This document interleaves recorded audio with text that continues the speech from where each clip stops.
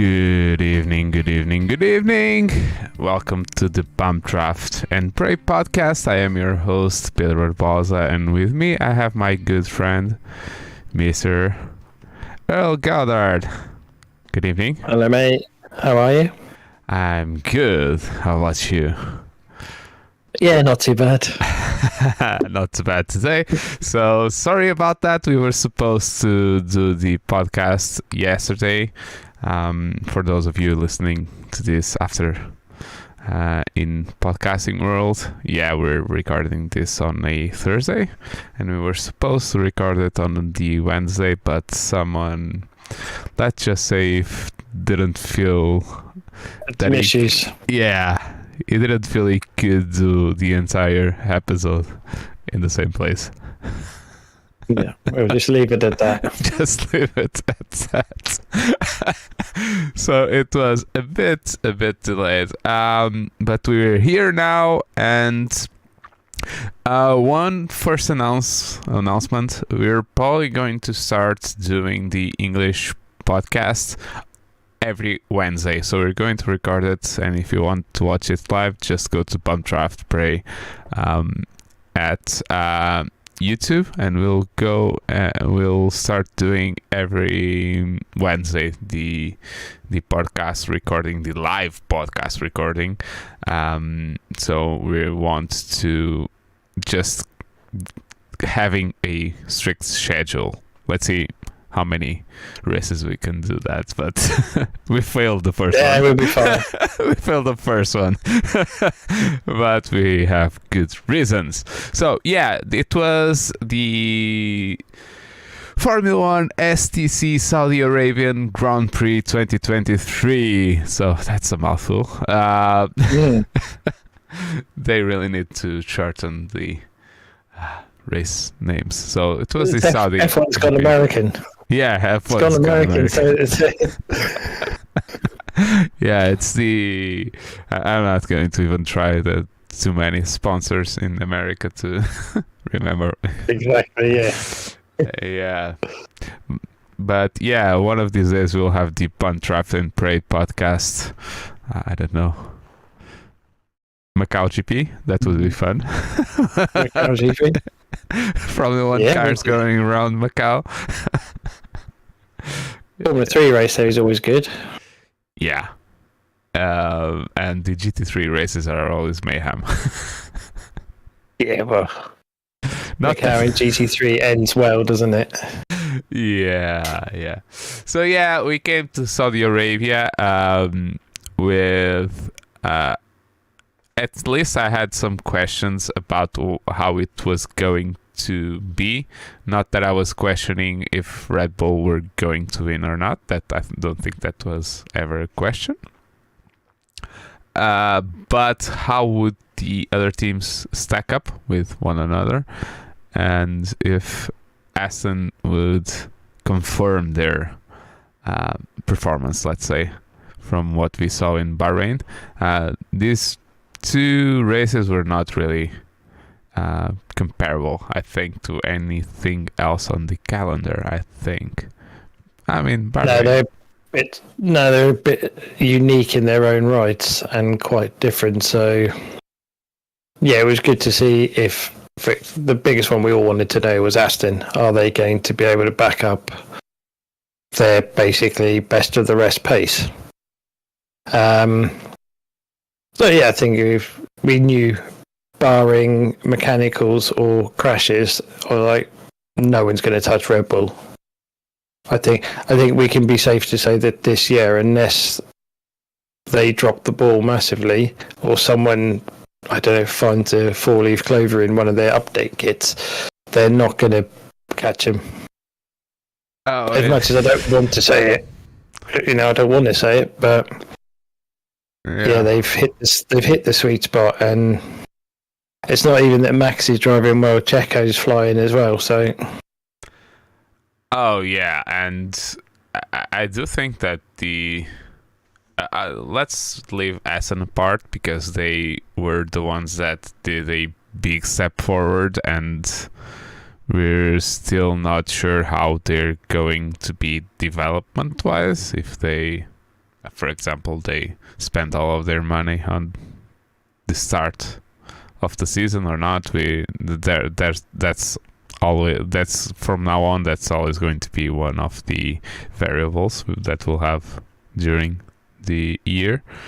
But they actually last year were able to develop very well their car, but their car was basically beep last year in the beginning, so it was not that hard to get better.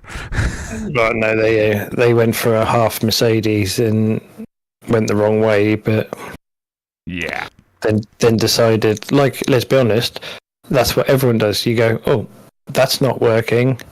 Look at the Red Bull, that's working. Right, copy that. Yep. And you copy it as close as you can and within the rules and regulations, and look what they've done. I know they've hired an ex-Red Bull designer, so funny that, and they're going fast. Funny that. And unlike some other teams that we know that got people from other teams and then they fired and they got fired 2 races from the start of the 2023 season. So we're jumping a bit forward because we are on a Thursday. We have a bit more news, and James Keys is out of McLaren. So yeah, that going to the winning team and getting a main technical figure doesn't always work. No, there's obviously. I mean, I don't know if you want to do McLaren later in the podcast because no, we can go there now. There's a whole chat about them, isn't there? I mean, where do you start with them? Okay, the car's a bag of bolts. I know we said at Bahrain at one point Lando was able to run good pace in the middle stint, but he was fighting with the Mercedes. Right? He's able to hold pace with them. With Mercedes and the Ferrari. Yeah. Yeah, and it's like, okay, but to be able to do that for a few laps in the middle of a race is different to obviously being able to do it quali lap in and they've got reliability. They're doing a bit of a Ferrari. They've got a slow car. They've got reliability issues. I mean, I think Piastri drove well in quali. Yeah, Q3. He out-qualied Lando, so not hard when the other driver is bumping walls. Yeah, and so you go. I don't know what this. Okay, they're another one of these. This update that they're waiting on better be huge. Yeah. And I don't know if in this day and age, the way the regs are and how tight it is with the cost cap, I don't know how big a gain you can get. From what they said, I do think that they caught the problem really early in the development. Not early enough for them to be able to get the car sorted for the beginning of the season. But they caught it pretty early. The problem that they have, they don't say, of course. They're not going to say what's the problem. But yeah, let's not kid ourselves. Well, they're not going to get a new car. What sort of lap time do they need? What lap time do they need to? How much increase do they need to get to the Ferraris, for example? That's where we expect them to be, sort of Aston Ferraris. They're not going to do that this season. 7 or 8 tenths. Yeah, at least. An update, if they're lucky, a good update and gives them half a second, that'll be monstrous. Yeah, that puts them Mercedes just behind the Mercedes. That said, let's continue with the jump forward. You're putting Ferrari in front of Mercedes after this weekend? Yeah, I don't know. I think, again, this track is an outlier, isn't it? Yeah. I think the track plays into it. Yeah, they were nowhere. And Lewis was... It was Lewis, yeah, that was catching Carlos in Bahrain as well. Yeah. So... But then this isn't unheard of for Ferrari and strategy, and they're just not doing the right things, are they? Even when it's just a simple strategy, they still seem to get it wrong. Yeah, actually, one of the things I asked in our TWR Discord after pre-practice 3, I think. My question was, are they missing Mattia Binotto already? Because they are under new management, and they say they made changes to procedures so that some of the errors from the past would be solved. What I'm seeing from Ferrari, I wouldn't call it an improvement, let's say, because I don't really understand a team that is on the back foot, and that's clear that the reliability upgrade for the engine didn't really work all that well because they're having problems. They are not able to run the car that much harder, the engine that much harder, because they have improved reliability, and they are spending FP3. I mean, the last 30 minutes I think they didn't come out of the garage with no mechanics working on the cars, nothing, just sitting there looking at the screens, and then they come out for the last, just to do a couple of laps in the end. I didn't really get. So in a sport that you need data to try and at least have a sense of what you have to do to solve problems, I don't really understand that. Yeah, I agree.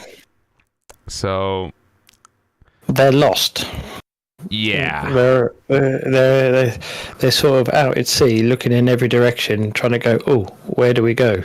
And I think they've got 4 of them all pointing in different directions.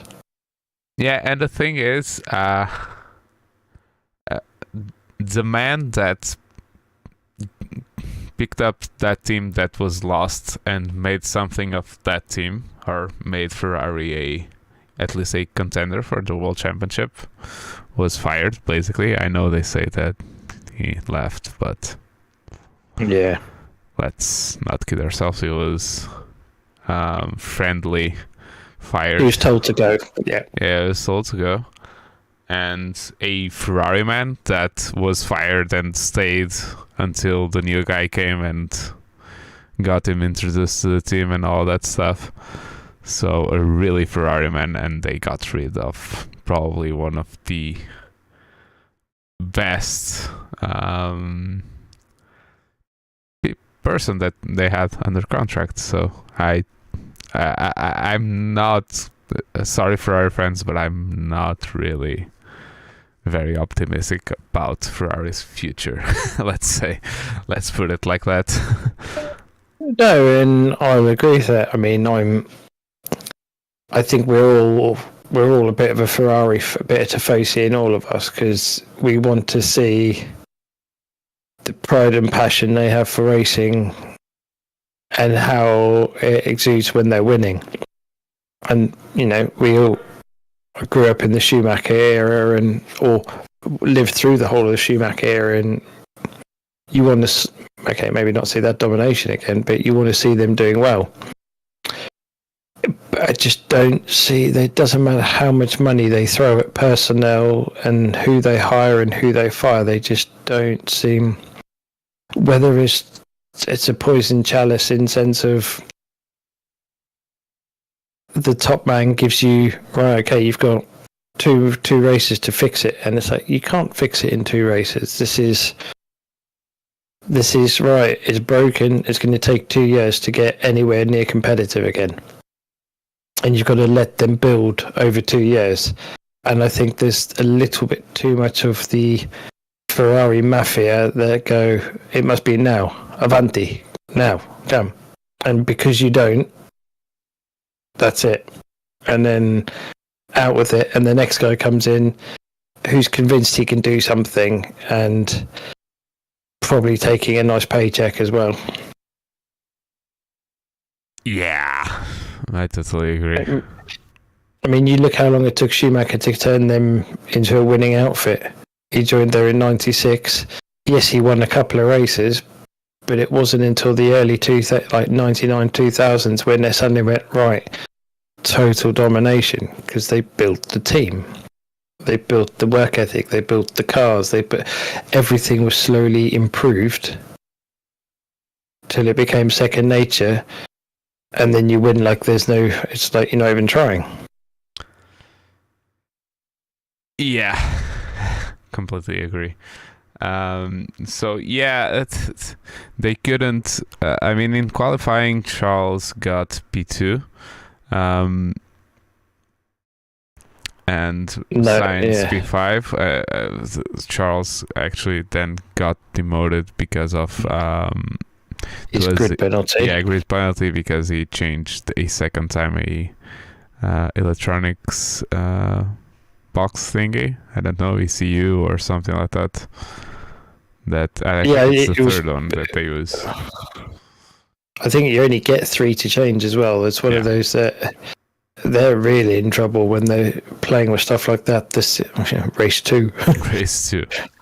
Race 2, 21 more races to go, and it's that broken already. So I think unless they again find that little magic bolt that is coming loose, so they're going to have a lot more penalties through the rest of it'll be their story of the season will be, we're fast, but we got to start 10 places back. Yeah, but yeah, they were not even fast in the race, at least.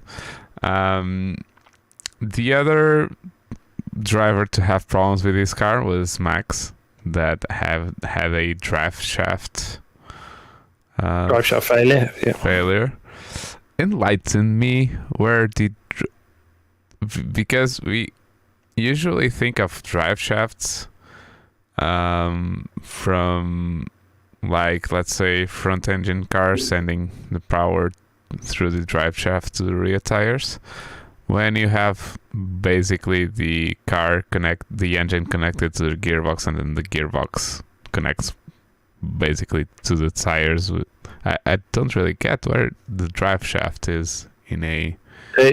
So you have obviously the engine, gearbox bolted onto the engine, and then on the differential, the power's turned through 90 degrees, and then the drive shafts come out the side of the gearboxes and go into the rear wheels. Shaft from the differential to the wheels, and not a drive shaft from the engine to the differential. No, it goes through. Okay.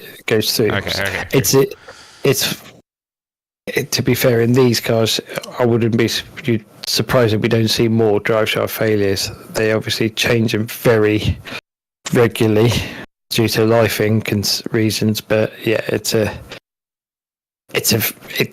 all the power is going through that, so it's not unheard of. And when I saw it, I was like, okay, yeah. When I heard it on TV, that's the first thing. I was like, yeah, drive shaft, because he's got power, he's got gears, he's just. But they have 2, right? One for each. Yeah, one each side. Yeah, one each side, and that's actually, they can control some parameters via electronics, because we're always talking about entry. They have entry and exit differentials and all that stuff. So yeah, it won't be so much the drive shaft. It will be the ramps on the diff. Oh, okay. But that actually is going to then translate into something with the drive shaft. Yeah. It's all a lot more technical than our brains are, or mine definitely. Yeah, definitely mine as well. I'm still seeing when we try to talk about differentials. I still see that like 1950s American video of the wheels and the rods thing, and the guy just so yeah, that's my understanding of differentials. Which, let's be honest, is not that bad. It's what they do. Yeah. Just in a slightly more technical way these days.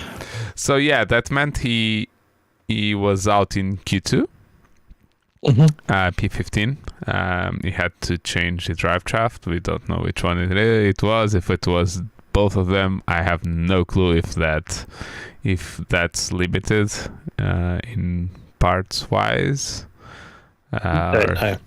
I have no clue. I would have thought it's a exact exchange, so it's not a performance part. It will be a like-for-like change, so I'd imagine they change both, because I believe they put the same gearbox back on. They didn't do a whole gearbox change. They just changed drive shafts, and okay, I'd imagine they did both.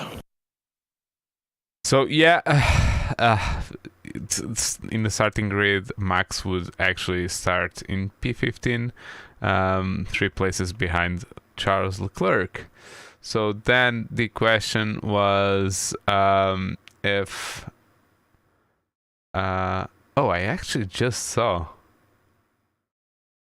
I didn't actually see this on the day of the broadcast, but Hamilton got a P8 with a 129.223 and Piastri 129.243, very close to Lewis, with a car that we both think is a piece of garbage in the McLaren.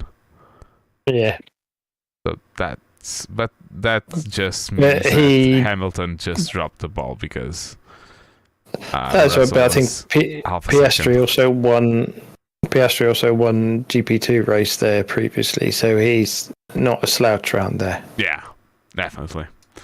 That meant we had in Q3 one Red Bull, Perez, that was our pole man, Charles Leclerc, then 2 Ferraris, both of the Astons, both of the Mercedes, both of the Alpines, and Piastri there taking the place of Max Verstappen, almost, not because, let's face it, Max would probably be fighting for pole position and not coming P9 probably. No. So yeah, then Leclerc dropped back to P12, and then we had Verstappen P15. So we talked already about Ferrari, so the race didn't go all that well for Ferrari. Charles went through the field in the beginning of the race from P12 up to P... I mean, he actually got past Lewis. I seem to remember that.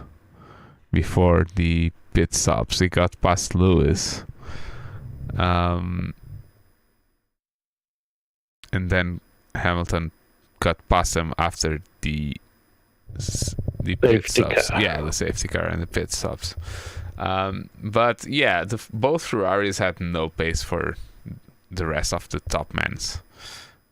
Any of them. Which was a bit weird. And then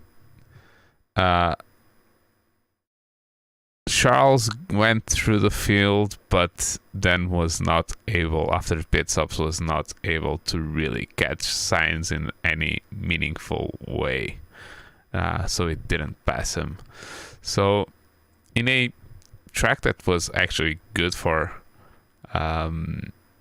Ferrari last year, and Charles had that fight with Max, and it was any man's game, so it was like that cat and mouse game. It's not even being able to go with the Mercedes was... No, they just weren't in the race, were they? Nowhere. not even one of the drivers was in the race. So you would have to assume they've just turned the power units down to make sure they finish, because let's be honest, they need to finish to keep the head office happy. Yeah. And then try and hope they have some performance gains, or hope people fall out and get a few results. But at the moment, they're not risking anything, and it shows. Yeah, and no team orders. Let Leclerc pass. I don't think that we need that. They are not fighting for any championship. No, they were playing different strategies and just... Yeah. We talked already about the safety car. Safety car came out because of Lance Stroll and his Mercedes engine. I don't think, at least I didn't read anywhere any news of what it really was. The problem with the car, it got told to stop immediately. Yeah, there was some urgency in that message. Yeah, I don't know if you saw, but there was a puff of white smoke coming out of the back just before. On upshift. Yeah, on an upshift. Yeah. Yeah, and that was like, stop. When they say stop on track, and that is like stop the car, you know, there's a big failure about to happen. Yeah. And he was actually very good with that, because he knew exactly where to stop the car in like 100 meters, and he went off the track and just behind the barrier, just on the Marshall post. So that was good awareness from Stroll. If nothing else, good awareness. Yeah. Knowing exactly where it was. But we got the safety car. There's been a questions online of why did we have the safety car, because Stroll actually was outside of the track behind the wall. From what I understand is his car GPS was still activated as on track. It wasn't far enough off track around the barriers for it, so it was still registering as on track. And because of that, the safety procedures kind of go out of whack, because there's a stationary car on the circuit, even though it's not on the circuit. The computer thinks it is, so the computer goes, there's a car on track, safety car. Push it another meter and it goes out of the radar detections and all that stuff, and all of a sudden it's not on track. Where it was safe. It was fine. Yeah. But yeah, it was the system was saying, it was the FIA, basically. It was their computer saying, there's a car stopped on track. Yeah, so that's why they had to... So we don't have only Ferrari's engines stopping in the middle of the race. So it seems. But let's wait and hear what it was, to have a little bit of certainty of if it's a Mercedes thing, if it's not, what it is. Because no other cars had problems. No. So it was the only one. And at this time, we had basically everyone pitted. It was the only pit stop, really, for the main guys of the race. Gasly, Sainz, and Leclerc had already pitted, so they lost a bit with that. Let's say very big loss there. Not that it meant anything for them, I think. Because where they ended, it was about the pace of what we had. The driver that, although I don't think it would change anything, really, the driver that actually gained something from it was Alonso, because he had a penalty from the failing to stop on in correct grid position. Yeah, it was not as, let's say, huge of an error as Ocon 2 weeks ago. That was like almost a meter in front of his position. He was just a little bit, he was a bit off to the left of his pit box, but rules are rules. You have to. Yeah, but that's the thing is, I mean, of all the people, he's been in it long enough. They all know. I'm pretty sure it will be in their final instructions. You have to stop inside the box with the wheel in line with the yellow line. Yeah. It's not hard. You've done it. Let's just say I've been on an F1 Canai, but I've done that. It's not hard.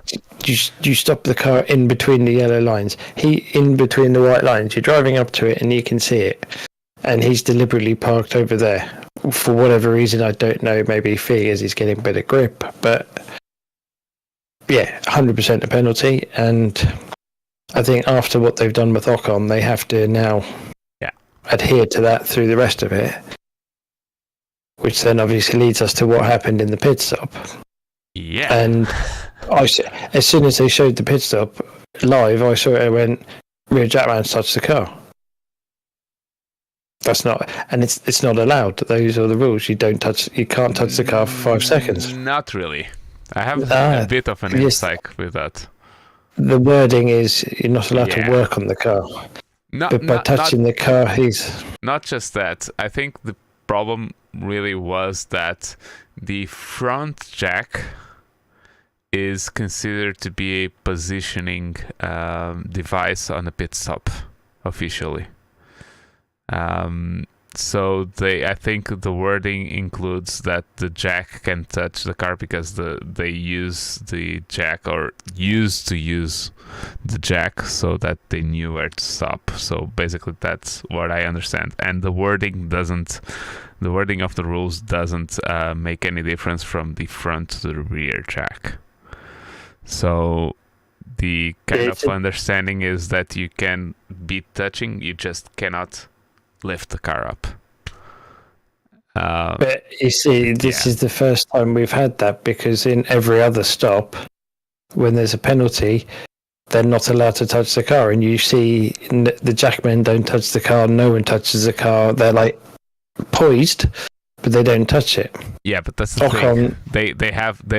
Assen went with like 20 video evidence of people doing that on a similar penalty and showed to the FIA. So why weren't all of these penalized? I think to make it black and white, you can't touch the car. Yeah, you don't need a 4-page rule book. You just need, you can't touch the car. I know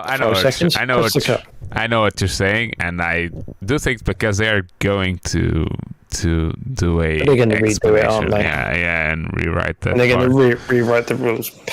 But they don't need to overcomplicate it, because as soon as you start saying you're allowed to touch the car with the jack, but you can't do this, it's just opening up grey area. And let's be honest, the FIA in grey area are fucking appalling. Yeah.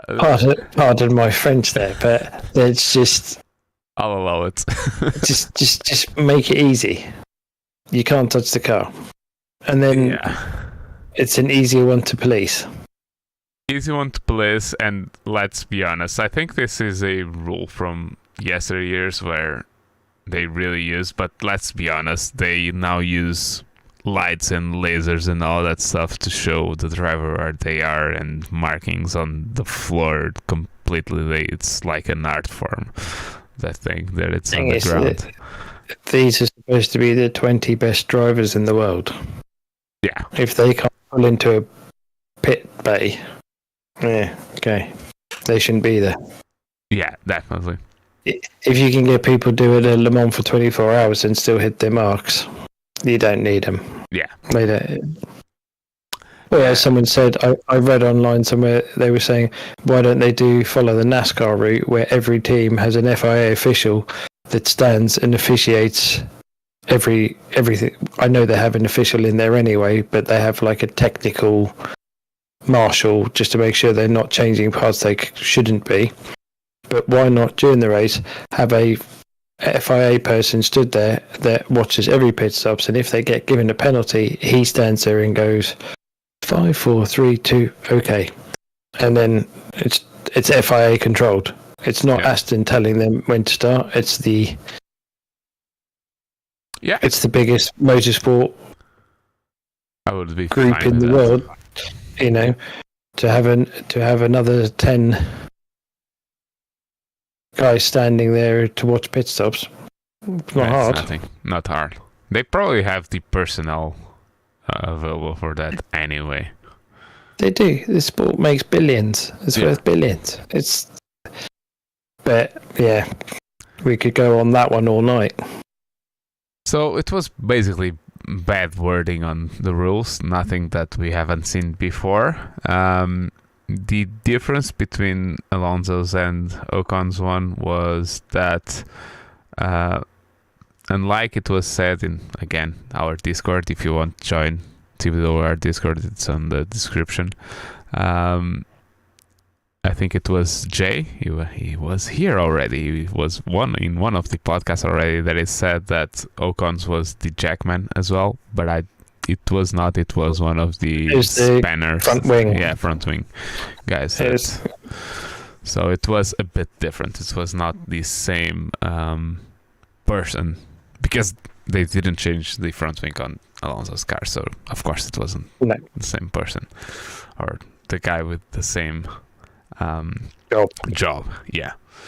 So we had a them thinking for in the end of the race, because Mercedes complained to the FIA, and then I'm making commas with brackets, or it's what the VAR, the F1 VAR, that says to race control after they said the pit stop was fine, because both race control and the stewards, when they first saw the pit stop, said that everything was fine, but then I think Mercedes complained, and then they said it was not fine, and then everyone was saying he was going to get a 5-second penalty because of that. But so Alonso went and did faster laps, so they had a gap behind to Russell. But then, if it was the same as Ocon, it should have been a 10-second penalty. And it was a 10-second penalty, and he got hit with a 10-second penalty, so the information was wrong anyway. But then Aston went in with all of the evidence and all that stuff, and they went back and took the trophy away from Russell now, because Russell already had the trophy after Alonso got the trophy and gave it to Russell. It's just a mess. It's almost like it was written by Drive to Survive for next season. It's like they're writing. It's like they're scripting the season, isn't it? Yeah, definitely. I don't see how, a enterprise as big as this can take that long. Because let's be honest, there wasn't a lot going on in the race for the stewards to be that busy. Oh, it was so boring. 35 laps to go back and go, oh, he did touch it with a jack. Right, that's a penalty. Yeah, okay, penalty. It doesn't take 35 laps to do that. No. And, yeah, I don't know how many more of these little mix-ups.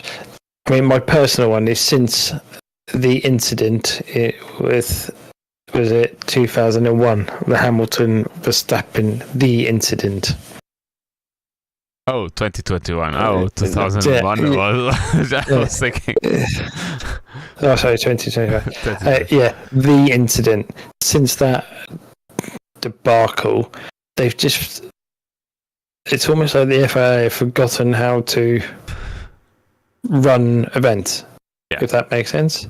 Yeah. They're either scared of someone or scared of doing something when they are the highest power. They should be the be-all and end-all. Agree completely. And I don't... Yeah. It was the same thing last season with... It was Perez, Singapore? Was Perez. I think so. Yeah, I think it was Paris, Singapore. It was basically the same thing. They had like 20 laps to decide on the penalty, and then it came after the race, and then it's just a mess, and we don't really need that. We need decisions now, people with responsibility and able to do their job and just do it. We don't. The thing is, when we're officially like armchair enthusiasts that we are, we can see it. Yeah. And can almost put in Discord or on a message going, Jackman touched the car. Yeah. We've seen it, we've reacted to it. My wife even said, he's touched the car, that's a penalty, like Ocon last week. Exactly. She's doing that. So what the fuck are the FIA doing? It's just, it's starting to become farcical. Yeah, a bit. So, yeah, that was it. Moving on. Moving on from that. Both Mercedes had more pace than Ferraris, but less pace than the Aston. The only Aston that we had this time. Alonso was able to just... he was told you have to finish 5 seconds in front of... At least 5 seconds in front of Russell, and it did. Hamilton had the worst strategy of the field, starting on the hard tires when no one wanted to start on the hard tires. Everyone started on the mediums, and he was then had to nurse those mediums from the safety car to the end of the race. And of course, and he ran out of tire. Definitely, because he did obviously it gave people some hope when he came through the field a bit at the start of the safety car and had grip bit. I think they even said he's got 30 laps on that. Not going to happen. Yeah, definitely. And then we had Verstappen coming through the field, and he came in fourth after the safety car, and just passed Russell, passed Alonso, and then I was like, yeah, let's go. Let's get the fight to Perez, and Perez was like 5 seconds away. No, 7 seconds away. And Verstappen took half a second, then drive shaft problem, and fuck's sake. So the only thing that we have to look forward in that point of the race got taken away from us, basically. Yeah, they didn't seem to be too worried about it. It more seemed to be him worried about it, didn't it? Yeah, it took a couple of laps for them to even... Yeah, but he was adamant that there was a problem there. And then we obviously had... He weren't too worried for it because he went for fastest lap, didn't he? Obviously he weren't too worried about it. And that's the thing. Then Red Bull said, keep to this pace, and Verstappen was, why? And then Perez was, is he doing that? And everyone said yes. And the only props I give to Verstappen was not to go for the fastest lap and try to catch Perez. That if he didn't feel that problem, that would probably happen. Would have been already done, yeah. Yeah, already done. So, but he did save tires until the end of the race, and then did fastest lap against the team's orders, basically. And that meant that he came in second, but with the fastest lap point, he's 1 point ahead of Perez. And then we had the Papa Verstappen. The highlight of the GP. Yeah, awkward, not even acknowledging Perez in the post-race pen thing, and then Verstappen not even putting the car where he should, not even going to the weigh-in for the podium, and salty, awkward, and let's be honest, unnecessary. But he's a child. And I don't mean that because he's young. He's a child. I don't want to say spoiled little brat, but he's a child. Little brat. I'm not getting my own way. because we all know it's his team. Let's not beat around the bush. It's his team. And I guarantee he expected the team to tell Sergio to pull over and let him past. Yeah, that's not going to happen. And the team are like, it's like, yeah, we don't need to. Sergio, on the other hand, is in the last year of his contract, so unless Red Bull are offering him a contract, how much is he going to move over? Nothing. And he's not going to be there next year, let's be honest. I don't think so. I don't think anyone expects. Because I think there's too much. There's too much between him and Verstappen, I think, now. After what happened in Brazil last year, and then now he's clearly got pace, and he's clearly, at this weekend he was able to give Verstappen a run. Yeah, but we'll see how that goes. Many problems. The only weekend that it's only the second weekend, the second race, and in the first race where everything went fine for the Red Bulls, Perez couldn't touch Verstappen. Yeah. But it's obviously it's potentially not going to go right every race. Yeah. I get that. I don't know. I said this on the Portuguese podcast. I do think that he's, let's not just call him a spoiled brat, but he's been living in the motorsports and the Verstappen bubble for his entire life, and both of his parents are ex or current, because his father still does some rallying, I think, in Belgium, if I'm not mistaken. So it's the family bubble is motorsports, and this grooming for him to be the best, and it just means, I think, him and everyone around him are just big kids. And well, it's shown. I mean, you look how there's obviously lots of memes going around on social media with when Verstappen won and Sergio's dad hugging him and being happy for the team winning.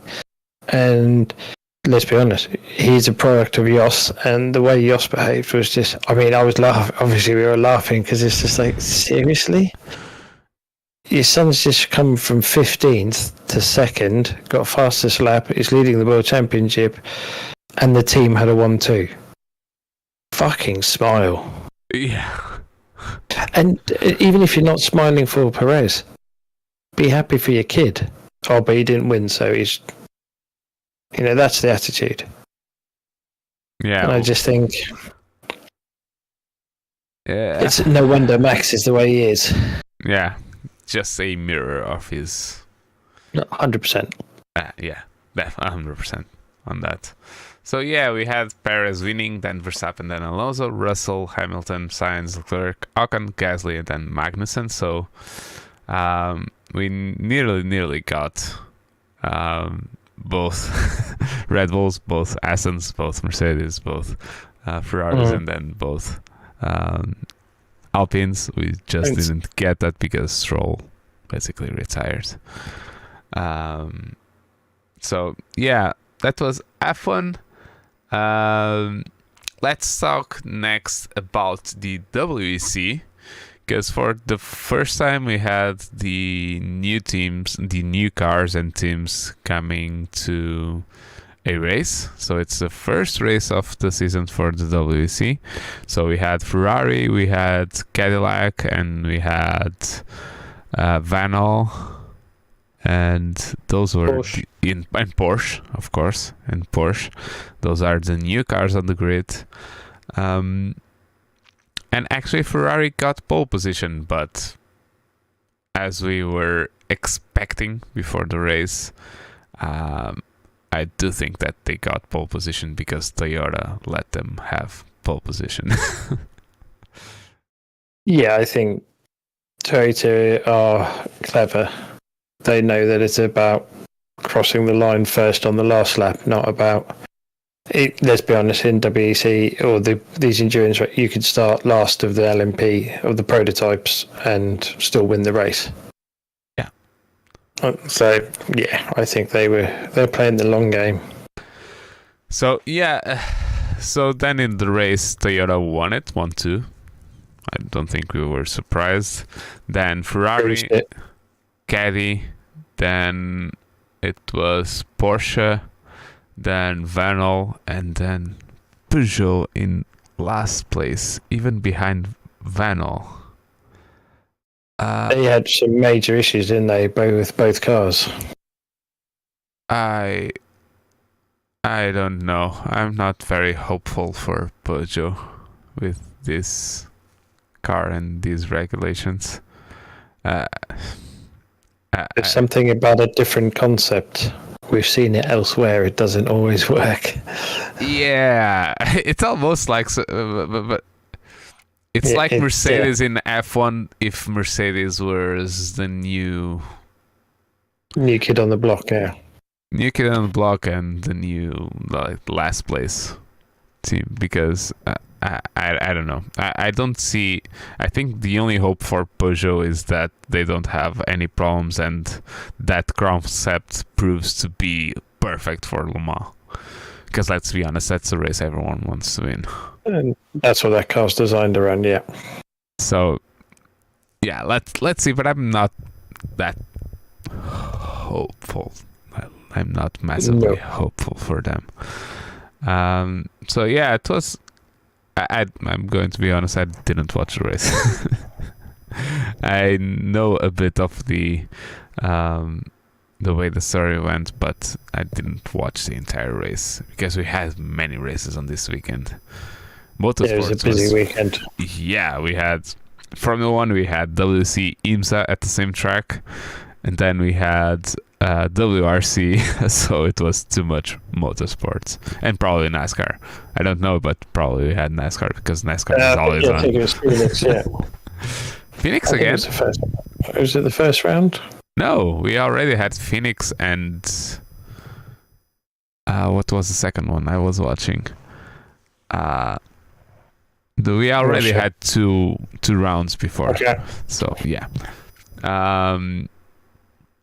So yeah, we had IMSA, and probably the most controversial part of the whole Sebring weekend was the crash between both, because it was both Porsches and one of the Acuras, that our Portuguese man Filipe Albuquerque was in second place going for the lead. There were a few LMP2s and GTs in front. Like six odd cars going into turn 2 and 3, wasn't it?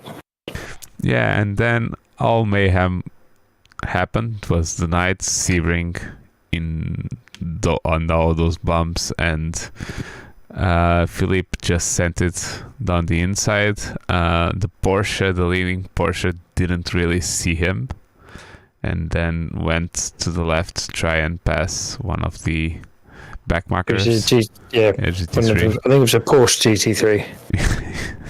Ironically. And then he pushed Albuquerque into the grass, and then he lost control of the car completely. He had no control of the car once he got to the grass. It almost looked like iRacing. Oh yeah. So, but he did have the composure to start flashing his headlights to warn the Porsche guy that he had no control. It was I would never think about that. I don't know whether it was warning him he had no control or swearing at him through lights. Yeah. So then he crashed into the leading Porsche. It was good timing. And even better timing was then he got hit by the third place Porsche. So it was a big old mess. Yeah, big old mess. The three leading GTPs were out of the race, and that meant that we had I don't even know who won the race. I'm confused because I know third place was at LMP2. So yeah. But Toyota won, didn't they? No. This is IMSA. It's IMSA. Acura is not in IMSA. So the winners were, I would like to say that it was not this, the results. Where are the results? Results, series, event. So yeah. So it was not. Oh, these American websites are just. IMSA website is dreadful. Oh, dreadful. So it was the Cadillac LMDH. So the yellow one, I think that's the one. Wayne Taylor. Yeah. And then BMW got second place to get proper. No, wait. Wayne Taylor race is the car that Felipe is on. So crashing it's the car. Acura, the crashing one. So number 31, Caddy came in P1. Then the BMW of Linda. So it was the number 25, and then we had an LMP2 in third place overall in the race. The Oreca of Scott McLaughlin. Is he Aussie or is he Kiwi? McLaughlin's an Aussie, I think. It's Aussie. I think he's an Aussie. I think. Well, he's Antipodean. Yeah, he's from those. No, he's a Kiwi. He's from New Zealand. He's from New Zealand. Antipodean. Yeah, get him under one umbrella. Yeah, we'll just get him around in one umbrella, and because he even said how he did his training for Sebring on iRacing, and how much it helped him learning where the traffic hotspots were on the track. Yeah, that's. Let's be honest with these American series. There's a very big parallel with iRacing, so you can actually practice something on the sim because you have basically cars and tracks. The Oreca is basically the Lara, so it's the same base, so you can actually practice decently for that. So yeah, that was the whole Sebring weekend. So Simracing, let's talk just a little bit about Simracing, because both you and I, we were the two admins of the TWR team and community, and we talked in the last podcast that we were just waiting to see how registrations were for the iEndurance Championship to decide if it was going to go on, and we're not going to go on. So the iEndurance Championship is cancelled, and it's not going to go through. What's going to continue on the calendar is the Le Mans 24 Hours in the 1st of July. That's going to happen, and we're going to open registrations eventually. It's 3 months from now, so we're not too fussed about starting registrations now. I don't think it's the right call. No, too early. But we're thinking about doing a few events at least, if not a championship. Until then, we're at least going to do a few events. We have a few things on the pipeline. We have a few things probably going around a famous ring. We're thinking it's a green ring, I think. I think it's a green ring. We're probably going to do something around that there. Maybe a triple thing around there. We're still getting the details sorted. We still have to decide what we really want to do. We're probably going to ask people for their input of what they want to see on our Discord, so join our Discord to get into discussion. We're going to start it eventually, the discussion of what people would rather like. We were probably going to get a few derivations of what we might want to do and ask people, or we're going to decide and tell everyone just to register. Tell everyone. Yeah, We'll see. And we have another championship that you actually talked about. I'm not going to say nothing. I'm saying nothing. I'm just going to say there's an exciting proposition that you did that might be very, let's say, very exciting for us to do in the future. Yeah, we're not going to say exactly where it is, but what it is. But no, we've got to. We're still in discussions behind the scenes with that one, and if it comes off, it'll be very cool. Very cool. Let's just say it involves a synergy between sim and real life. And, yeah. Let's just say that. If it doesn't come off, we'll do some other variation or variant of it. We'll do something. Yeah. Let's just leave it at that. Let's not jinx it. Let's not jinx it. It's not even jinxing it. We have to even get the. There's a lot more involved than just running a race with this one, and probably image rights, trademarks, and all that stuff. So, and even we don't want to do anything that might harm our possibility of doing that. So we're not going to announce it yet. It's just to say that we are thinking of doing some exciting things. So the endurance is not going to go forward, but we have some stuff on the pipeline that might be as exciting or even more exciting than the endurance championship.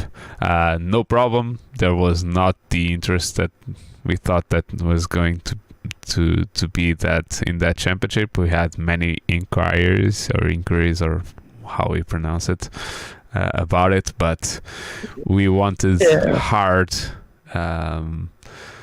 registrations and commitment from people to the championship, and there wasn't. And we had lots of people interested and lots of people messaging regarding it, but they didn't sign up. And as you know, yourself and I, we can only put in so much time into something before we go, all this time is not going to pay off in a successful series. So we need to then refocus that time onto other events, other fixtures. Yeah, definitely. And the only other thing that we want to talk about, Simracing, let's just say, finally, rating is coming to iRacing. So yeah, all of you. Allegedly. Not allegedly. They have shown on Twitter how you're going to select. They've shown it. Whether they're going to implement it, when they're going to implement it. Oh, but they don't show those things when it's very far away. No, but it's when it arrives. Oh, it will arrive at least next season, I think. Yeah, it's the first time that they show real evidence of it being even close to. They showed a UI, didn't they? They've not seen any. I mean, they showed a video of a not even half finished track with a not even half finished car 2 weeks before it came out. So, and they are. They have many more people there now, so it's probably going to come very soon. I think next season. Next season, it's in. I think you would expect it next season. Yeah, 11 weeks. I'm not saying it's going to come out this season. No, next season. I think it's. Is that when everyone's going to leave iRacing because it's got hard? Yeah, no, it's hard to drive. I heard some person from our little group saying, "Oh, I hate the new damage model," and I'll say, "Why?" Because you crash and you lose parts and it ruins the car. And I was like, yeah, it's supposed to be a sim. Don't crash. Yeah. Not an arcade game. If you don't want your car to get damaged, go to Need for Speed or Forza or something like that. So yeah. So that was it. It was not the most interesting F1 weekend.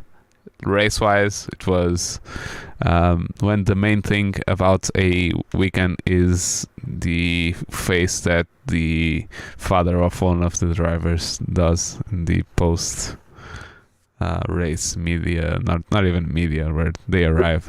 It tells you something. So next race is going to be in 2 weeks, if I'm not mistaken. It will be Australia. It will be Albert Park.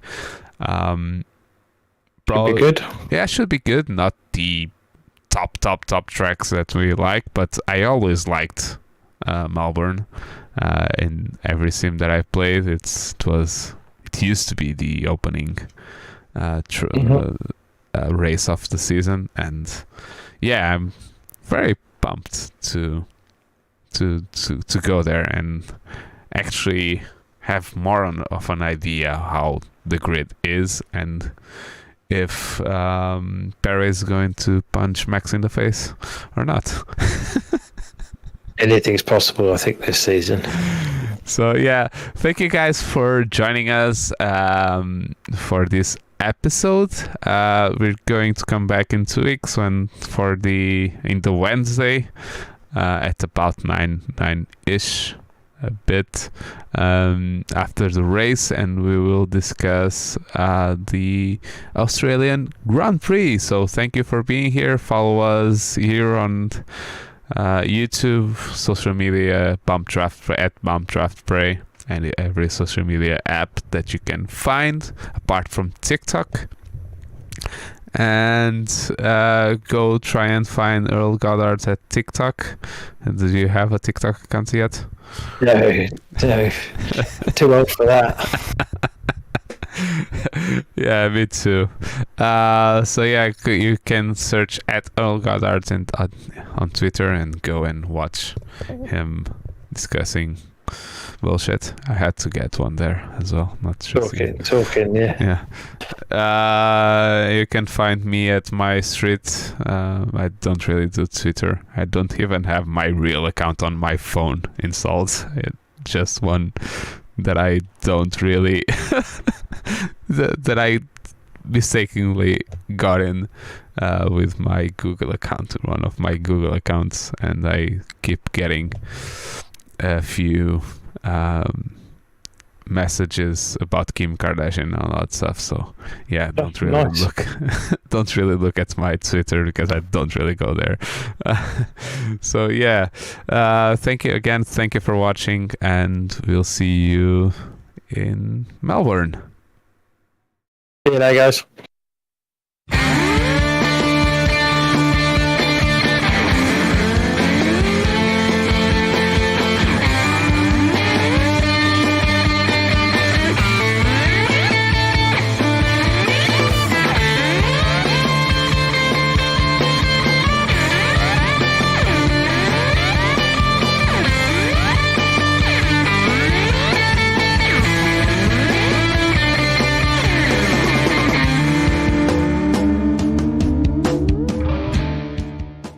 Bump, Draft and Pray is an independent podcast, and the music was by Letting Punks Know.